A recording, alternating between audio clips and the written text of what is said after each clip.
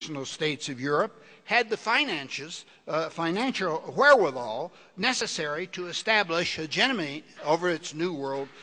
claims. As a result, during the early stages of colonization, any national state contemplating an overseas venture farmed out that task, either to a private group organized into a chartered trading company or to one or more individuals of influence and means. In return for authorization from the Crown and in the expectation of economic and social advantages, these adventurers agreed to assume the heavy financial burdens of founding, defending, and succoring beachheads of European occupation in America. In effect, European rulers licensed these private agents to operate in domains to which their claims were highly tenuous and over whose inhabitants they exercised no effective control. If the gamble was successful, European rulers secured at least minimal jurisdiction over American territories and peoples at minimum costs to royal treasuries. Some of these early private agents of European imperialism, especially the trading companies operating under the aegis of the Portuguese and the Dutch, enjoyed considerable success in establishing commercial footholds to exploit some of the economic potential of the New World. However, unless they encountered wealthy native empires, rich mineral deposits, or vast pools of native labor, things that in America happened on a large scale only in Mexico and Peru, few private adventurers had the resources to sustain the high cost of settling, administering, and developing a colony. In the English case, most of them were quickly forced to seek cooperation and contributions from settlers, traders, and other individual participants in the colonizing process. These efforts to enlist such cooperation acknowledge the fact that the actual process of establishing effective centers of European power in America was often less the result of the activities of colonial organizers or licensees than of the many groups and individuals who took actual possession of the land, built estates and businesses, turned what had previously been wholly aboriginal landscapes into ones that were at least partly European, constructed and presided over a viable system of economic organization, created towns or other political units, and subjugated, reduced to profitable labor, killed off, or expelled the original inhabitants. Making up for their scarcity of economic resources, thousands of Europeans, by dint of their industry and initiative, created social spaces for themselves and their families in America, and thereby created for themselves status, capital, and power. Throughout the new European Americas during the early modern era, independent individual participants in the colonizing process were thus engaged in a deep and widespread process of individual and corporate self-empowerment, in effect creating little sovereignties over the individual sovereignties over their own estates. In contemporary Europe, only a small fraction of the male population ever managed to rise out of the state of socioeconomic dependency to achieve the civic competence, the full right to have a voice in political decisions that was the preserve of independent property holders. By contrast, as a consequence of the easy availability of land or other resources, a large proportion of adult male white colonists acquired land or other resources, built estates, and achieved individual independence. This development produced strong demands on the part of the large empowered settler populations for the extension to the colonies of the same rights to security of property and civic participation that appertained to the empowered, high status, and independent property holders in the polities from which they came. In their view, colonial governance, no less than metropolitan governance, should guarantee that men of their standing would not be governed without being consulted or in ways that were patently against their interests. Along with the vast distance of the colonies from Europe, These circumstances powerfully drove those who were nominally in charge of the colonies toward the establishment and toleration of political structures that involved active consultation with, if not the formal consent, of local settlers. Consultation meant that local populations would more willingly both acknowledge the legitimacy of the authority of private agencies of colonization and contribute to local costs.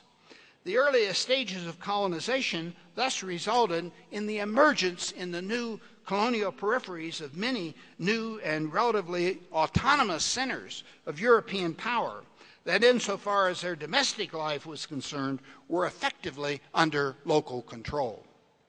These centers invariably were reflections of the European worlds from which the settlers came. Intending to create offshoots of the old world in the new, the large numbers of immigrants to the colonies took their laws and institutions with them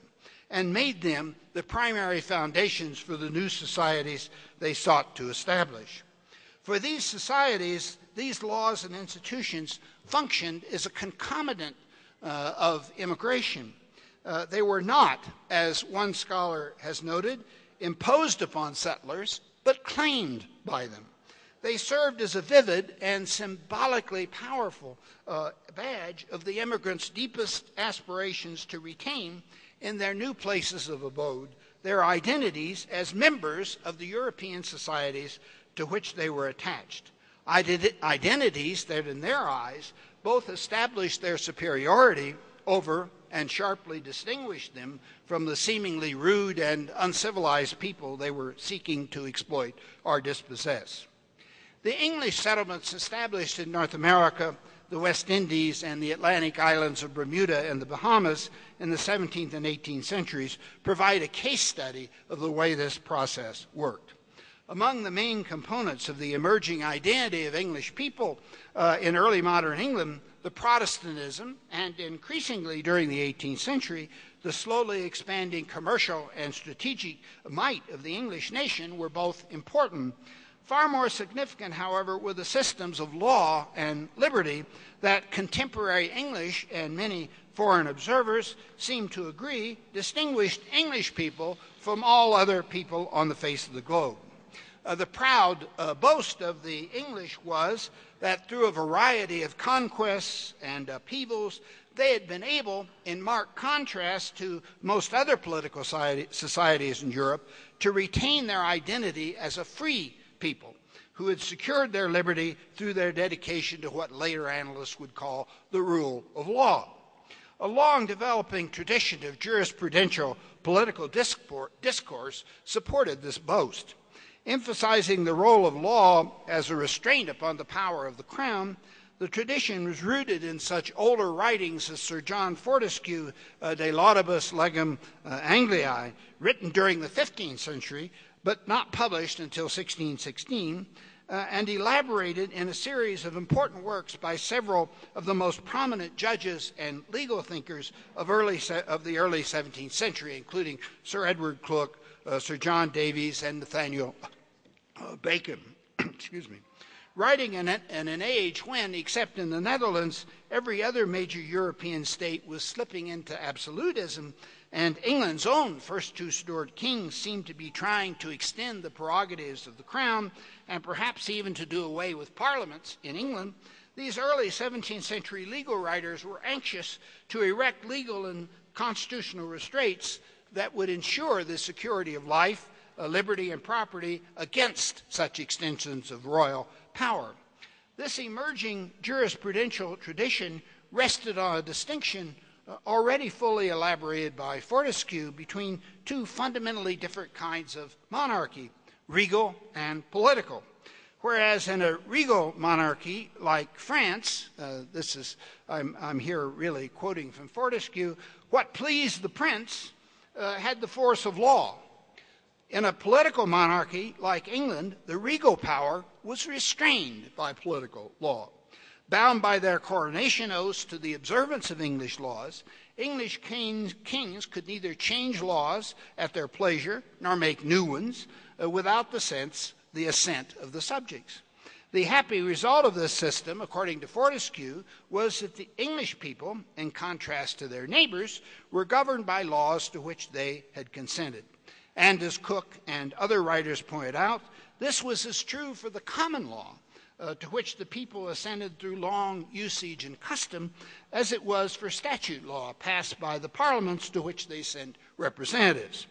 With a wide variety of other contemporary political writers, the exponents of the English jurisprudential tradition agreed that the happy capacity of English people to preserve their liberty rested largely on two institutions, juries and parliaments. These two grand pillars of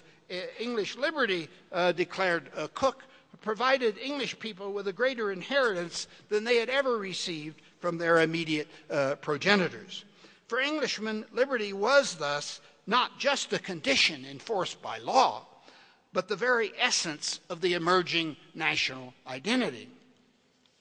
For English people migrating overseas to establish new communities of settlement, the capacity to enjoy, to possess the English system of law and liberty was thus crucial to their capacity, to their ability to maintain their identity as English people, and to continue to think of themselves and to be thought of as English. For that reason, as well as because they regarded English legal and constitutional arrangements as the very best way to preserve the properties they hoped to acquire in their new homes, it's scarcely surprising that, in establishing local enclaves of power during the first few years of colonization, English settlers all over America made every effort to construct them on English legal foundations. The attempt to establish English law and the rights and liberties of Englishmen was constant from the first settlement to the American Revolution and beyond. Nevertheless, English authorities did not anticipate the development of such demands when trying to work out a mode of governance for the colonies. Instead, they remained committed to a conciliar form of colonial governance of the kind they devised for Virginia during its early years. This form consisted of an appointed governor and councilors and included no formal devices for consulting the broader population.